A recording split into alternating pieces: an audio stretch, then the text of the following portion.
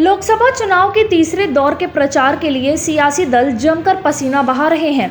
इसी कड़ी में कांग्रेस नेता राहुल गांधी ने छत्तीसगढ़ में एक रैली की। इस दौरान उन्होंने केंद्र सरकार, बीजेपी और पीएम मोदी पर जमकर हमला किया। छत्तीसगढ़ के बिलासपुर में एक रैली को संबोधित करते हुए कांग्रेस नेता राहुल गांधी ने कहा कि ये चुनाव लोकतंत्र, संविधान, आरक्षण और गरीबों के अधिकारों को बचाने के लिए है।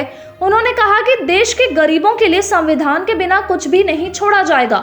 जी हां, आपको बता दें, राहुल गांधी बिलासपुर लोकसभा सीट से कांग्रेस प्रत्याशी देवेंद्र यादव के पक्ष में प्रचार करने बिलासपुर पहुंचे हैं।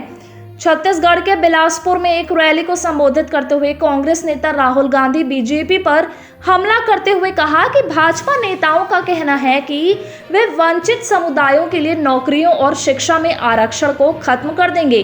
चुनावी रैली में उन्होंने आरोप लगाया कि बीजेपी और आरएसएस संविधान को नष्ट करना चाहते हैं, इसमें बदलाव लाना चाहते हैं। उन्होंने कहा कि मौजूदा आम चुनाव कोई सामान्य घटना नहीं है, ये संविधान की रक्षा के लिए चुनाव है।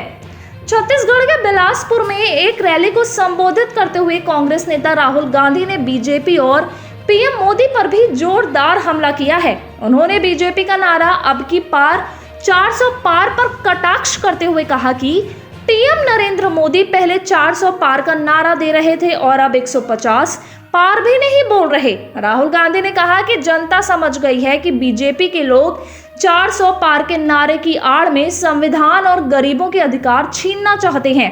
मंच से बोलते हुए राहुल गांधी ने कहा कि दुनिया की कोई भी ताकत भारत के संविधान को खत्म नहीं कर सकती। उन्होंने कहा कि हम संविधान की रक्षा करते रहेंगे, हम लोकतंत्र को बचाने के लिए लड़ते रहेंगे। मंच से बोलते हुए कांग्रेस नेता राहुल गांधी ने कहा कि इस लोकसभा चुनाव में लोगों को एहसास हुआ कि लोकतंत्र, संविधान, आरक्षण और सार्वजनिक क्षेत्र के उपक्रमों पर हमले हो रहे हैं।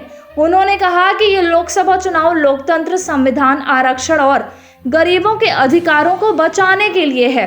राहुल गांधी ने कहा कि सत्ता में आने के बाद कांग्रेस 50% आरक्षण की सीमा हटा देगी।